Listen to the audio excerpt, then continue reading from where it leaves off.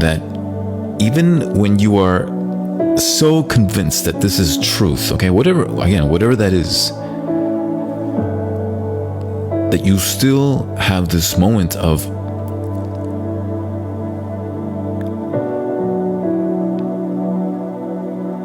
unbelievableness. You still have this moment where you cannot believe that that is actually true. And, I'm not saying that you dwell on that for the rest of the day. It's just a slight moment where you are just genuinely realizing that everything that you believed is solidified even more. And it took that instance for you to actually witness it for yourself, to actually be even more convicted. And so it brings you this grand joy and this grand, just almost an outer body experience of yes, this is where I not only need to be, this is where I desire to be. And this makes it much more of a memorable memory that I will never ever forget. And so, yes, you genuinely look so beautiful,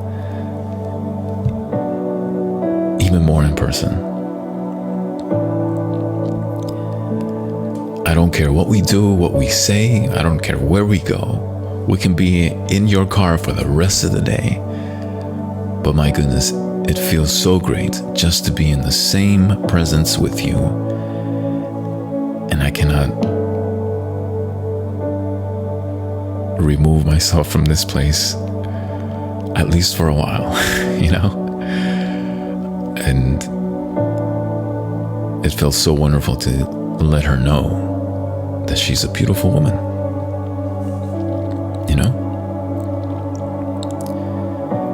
I think if we really had this conviction of sharing these wonderful words with someone, I think honestly we'd live so much more at peace, because you wouldn't have any room in your heart, in your mind. You wouldn't have any room for regrets and doubts and thinking, my goodness, did I say enough? Of course you did. You just told them how wonderful they are, how beautiful they are, how amazing they are. And they're not just words just to fill up the void. These are words that you truly just felt convicted to share. I think for far too long we hesitate in saying those wonderful things. Of course, yes, you should also be aware of the context as well, right? Because depending on the context, some things could be misinterpreted, of course, if that's not what you are intending to do, right? Or perhaps maybe the other party, has other compromises or, responsibilities that they need to honor, of course. And so you need to be careful with what type of, the context, what I mean? The situation, of course. But again, I think that all of us, if we just lived a life of just real conviction and just tell the other party, I've missed you so very much. And I'm sorry that I didn't reach out earlier and connected more often. But I want you to know that I genuinely never forgot about you. Perhaps I was overwhelmed with so many other things that, I did place you perhaps second or third or fourth on my priority list, but I never forgot about you. We've spent way too many great nights having these profound thoughts and exchanges of ideas and, so many great advice and consolation. And we may not be, or we may not have a future together in terms of an intimate relationship or whatever type of relationship you're looking for.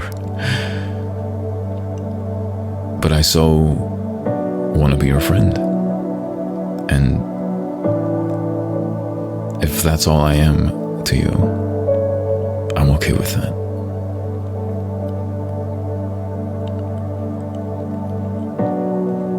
I can't forget just how wonderful you were and how easy it was to talk to you. I hope that I offered you the same. I may not have a lot to offer you in life, but I do offer you one thing every time I see you, and that's peace. I want to be a peaceful friend to you. I want to be a man of peace in all situations, and especially to you. I want to love you with my peace. I want to talk to you with peace. I want to be with you in peace. I want to think of you in peaceful ways.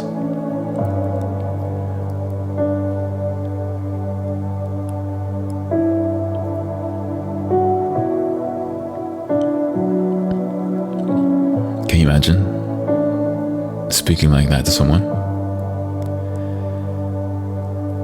For far too long, I wasn't like that. And it took a series of experiences,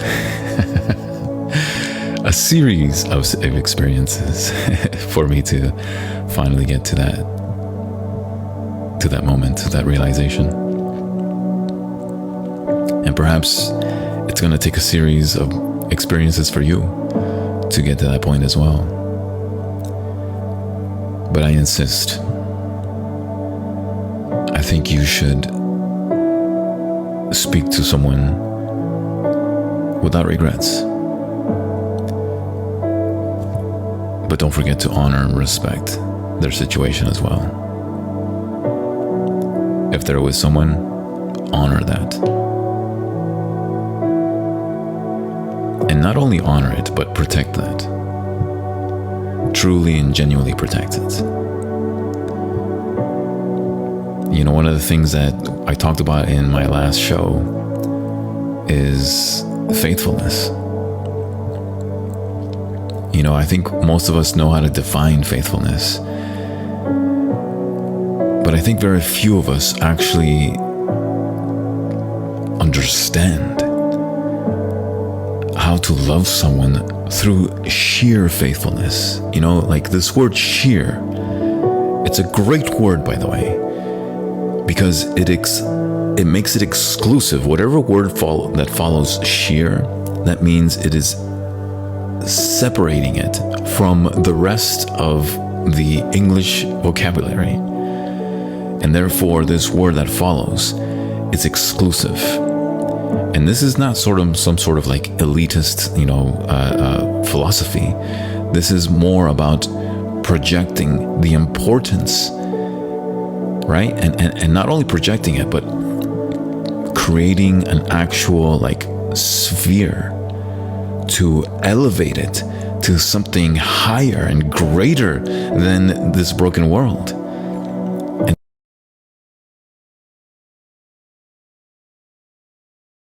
you can actually profoundly love someone through sheer faithfulness. You don't have to fill the silence and the times and the days and nights and the moments you don't have to fill those voids with vocabulary, with words, with other words, with actions. You just need to show them faithfulness. Be in the same presence, in the same vicinity, in the same avenue, in the same place, in the same space as they are. This is faithfulness. This is how you abide in faithfulness. You can absolutely love someone through sheer faithfulness. It doesn't even have to sound poetic. It doesn't even have to sound pretty. It doesn't even have to sound eloquent. It's by the fact of showing faithfulness. This is what's so cool about it. So phenomenal about it.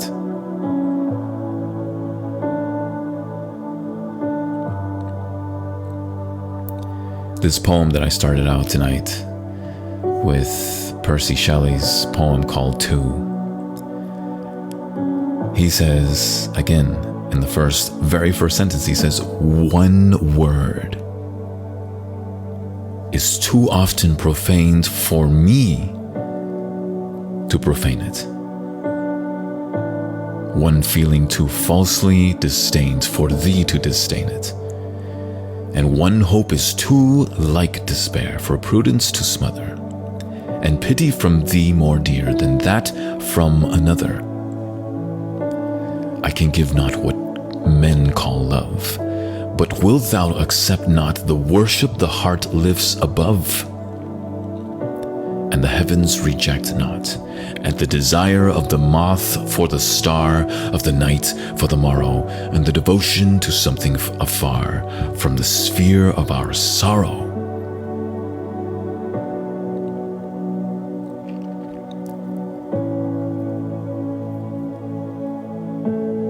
A great word.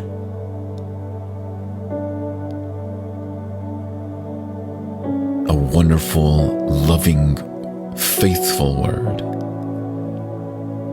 can never be stained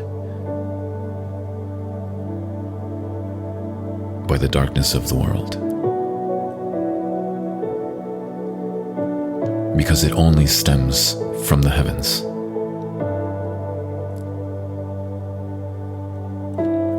I think this is why some words are inspirational. The sheer root definition of inspiration, as many of you know if you've been following the show for some time, to inspire is to breathing in a spirit, and not just any spirit, but the spirit.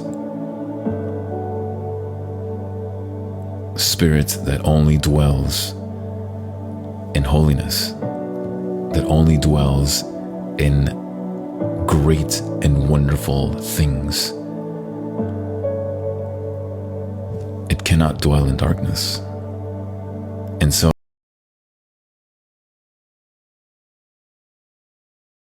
inspires greatness, goodness, joy, hope, grace.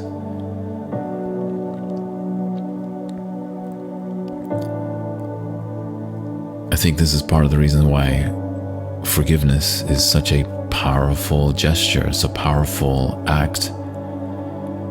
And the word grace can only be good because it does not dwell in darkness. It eradicates it.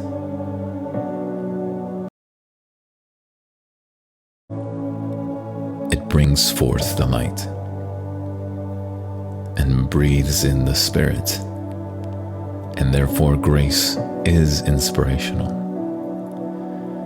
Do you understand why it's so vital for you to inspire people with great words? And in fact, you don't even have to describe it that way. Just inspire them. Be careful with not being fooled with the darkness, because those things do not inspire eternally. They're temporary. They might make you feel good, and they might might even get you excited about some things, but in the end, you're left with this void. And that's definitely not inspirational. Because inspiring breathes in spirit. And it is eternal. It's everlasting. And so those things that do not promote everlasting will wither and they will fade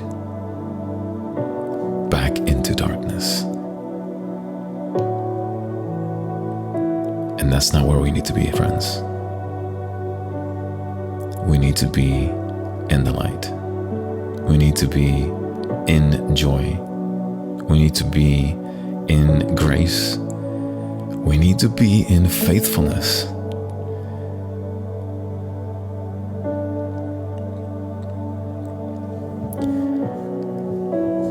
Ultimately, this is what Percy Shelley wanted to discover.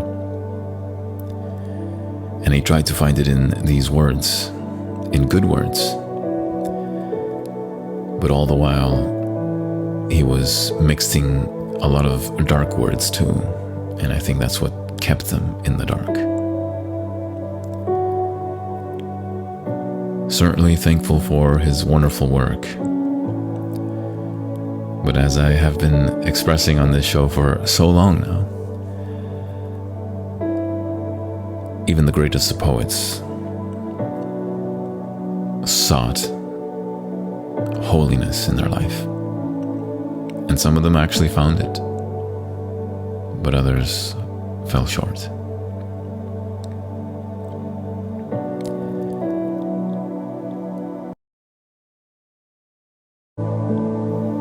I have another poem that I think you guys will like.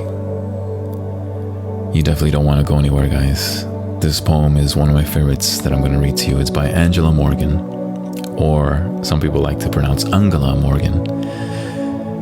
Regardless of the pronunciation, she wrote a poem called Choice. You know, we all face choices every day. Choices of being responsible, choices of finishing work to the best of your ability, choices of whether you want to kiss goodbye your loved ones, and even if it's just for the day.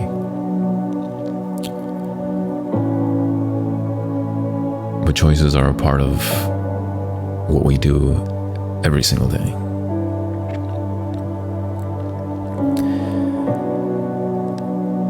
And so before I read this wonderful work from Angela Morgan, I just want to throw this out there, okay? This is just a quick little plug-in. I've been thinking about trying to kind of like up the broadcasting visual effect on this show. So as you guys know, all the stuff that you see is provided by some wonderful listeners. So thank you to all of you that have supported this show. And it's been a couple years. It's been, well, maybe not a couple years, but it's definitely been a year and a half since we upgraded our show. And I think it's time to do like another upgrade. And so I was wanting to maybe change some of the lighting occasionally, and also the mic as well. As much as I have enjoyed this, and I'm still going to use it, but I want to see what the effect will be if I use a different mic. And if you want to know what that mic is, it's actually on the Amazon list on my profile page on this platform.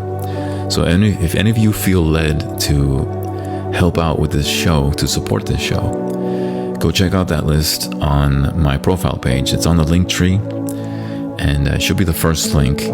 And you'll see there's only one mic there that I have listed there.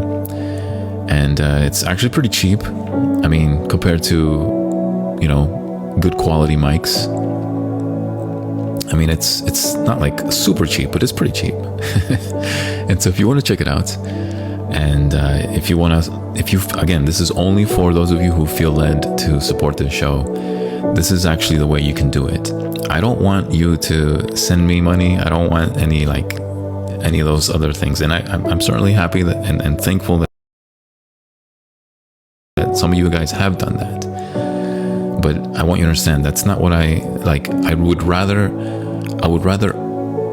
work for my the things that you want to give to me for, right? So if you feel led to support the show, then go to that list on the profile page and you'll see a few things that can help out with this show. And it's really just for the visual presentation. And I found this mic and I actually tested it out with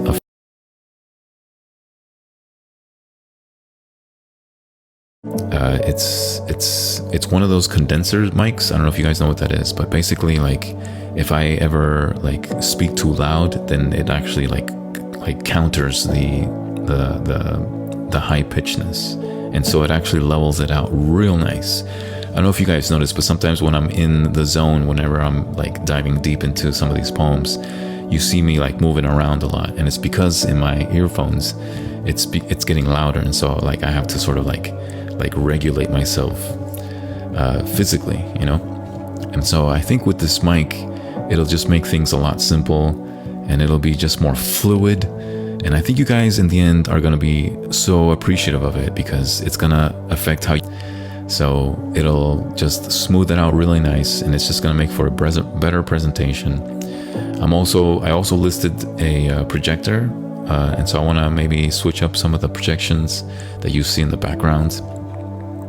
So that's another thing that one's actually cheaper than the mic that I listed on there. So again, this is only for those of you who feel led to support this show. I don't want your money, but if you want to gift me with some of the things that are on that list, then that's probably the better way of supporting this show, right? Because then you know that it's going back into the show, and you know where your money's going into, right? So that's how I like to at least address that. Anyway, now that we got that out of the way, let's go back to our actual scheduled program here and dive into this next poem, guys. My goodness, I set this up so much and you will not be disappointed.